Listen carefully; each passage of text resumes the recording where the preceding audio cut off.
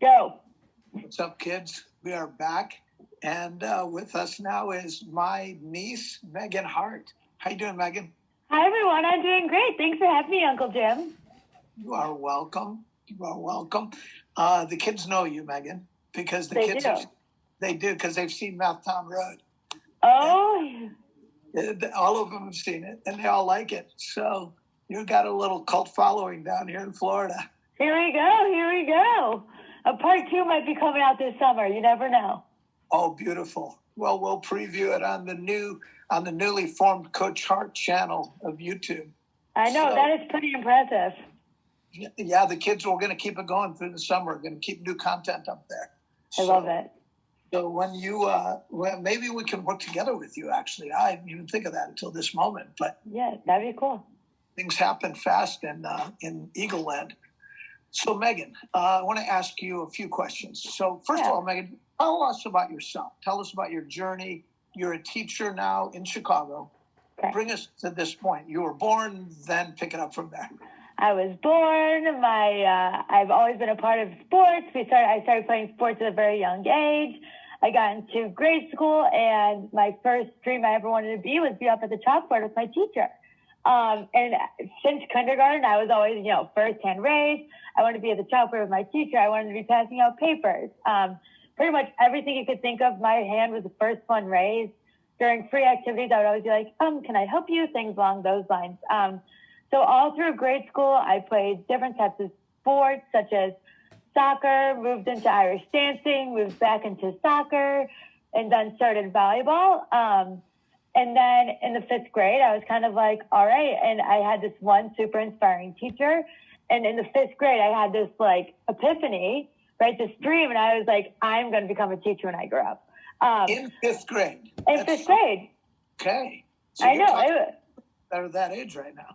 Yeah. And so I was just kind of like, it was either that or work at Gap. So I didn't really know which one I wanted to do, which is my favorite clothing line anyways. So here we are. And just kind of as we grew up, I always try to get myself in different experiences, whether, it be I was working at the food pantry, I was going to different things along those lines to just interact with students younger than me. I was babysitting. And then I moved into high school, kind of had the same thing. I played volleyball. And then in high school, I also found my favorite sport of lacrosse. And through that, I was able to just grow and learn and kind of figure out what, grade levels, as I'm still thinking about becoming a teacher, really where was I finding most happiness and the most fulfillment? Or was it in sports or was it even elsewhere? And you never know, right? So I ended up becoming really dedicated to the sport of lacrosse. And while I kept with volleyball, lacrosse kind of took the forefront of that. And going into college, I decided that I wanted to play lacrosse. So going into college, I had 3 things that I wanted to do. And that was play a collegiate sport, have a good education department, and I wanted to study abroad because I think traveling is such an important part of learning and growing because, not everyone grows up or, in our household or in the same, everyone has different experiences. So I think traveling to other countries and truly understanding different cultures and perspectives is really key. So I was able to found all that in my College of John Carroll. And it was super exciting. And I was able to study abroad in Europe. I was able to go on immersion trips to the U.S.-Mexico border in Jamaica.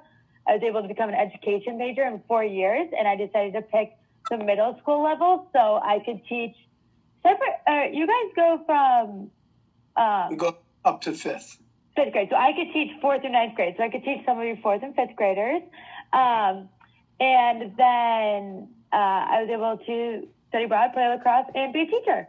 So here we are. And then I moved back from Cleveland, Ohio, John Carroll, to Chicago. That's and now awesome. I teach middle school. That's so great. So, I have a couple of things I want to ask you about, Aki. Yes. Your point about traveling and getting perspectives is one thing.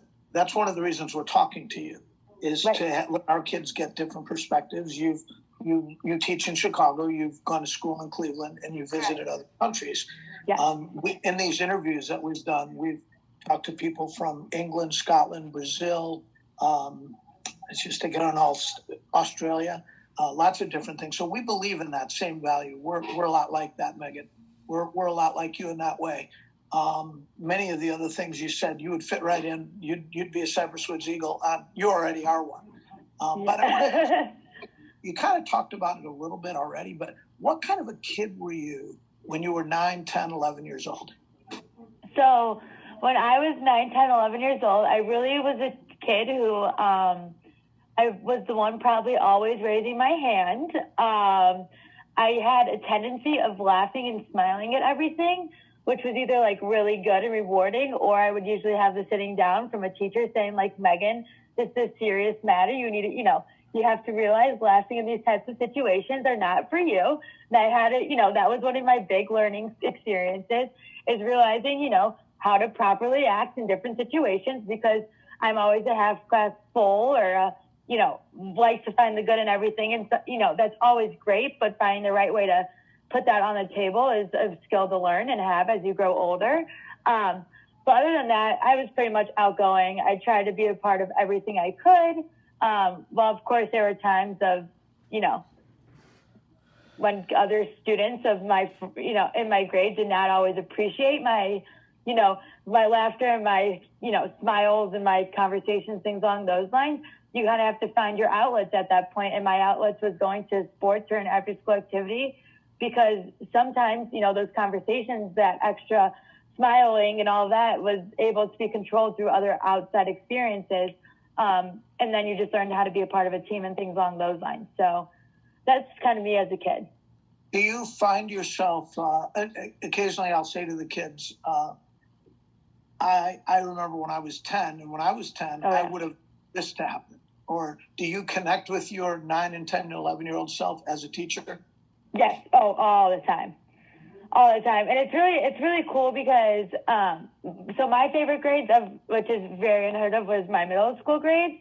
But I think back to, flashbacks, memories, things along those lines, and same thing along you. It's like, what do you wish you were, or what I wish I would have known, or things along those lines. Look back and be like, oh, that was a really cool moment when I was 9, 10, and that's what you want to implement to kind of give our kids and your kids, right, that same wonderful experience.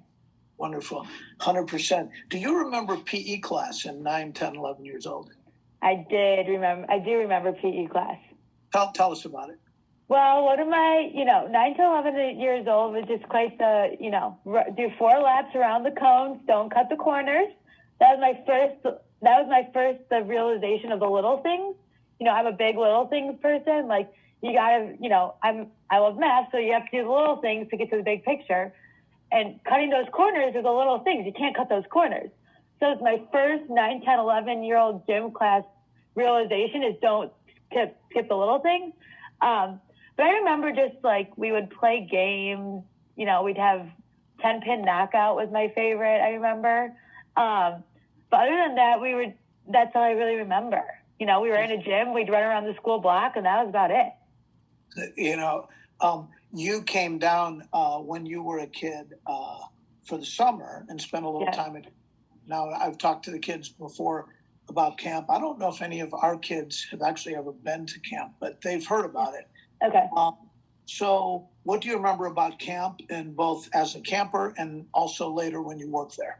Well, I did know the superstar Coach Hart, so I was able to go to camp, I believe, a little bit early. And that was really cool because you were kind of just like, I have an older brother and a younger brother, but being the only girl, you kind of fend for yourself and act like, you have to try your best and be the best to beat out the older kids, right? And so that was really cool. That was my first experience, and just kind of like being on those hot, grass is a little different down there than up here. And I remember like first time playing soccer on the sandy grass field, which is like so foreign to me. It was like the coolest experience ever. But it was, the coolest thing about that is that was the first camp I've ever been to that has like good moral values that you learn every single day, like the routine, the process, and all of those. Those are the things that build a great foundation to make a great camp, a great person, etc. And I think that was what made those days so special, that, I was a 9-year-old playing with a 16-year-old on the same field, but we were all there for the same common goal that was built up in every single morning meeting, every single team meeting. And I think that was something that I really took away as a 9-year-old at a camp like that.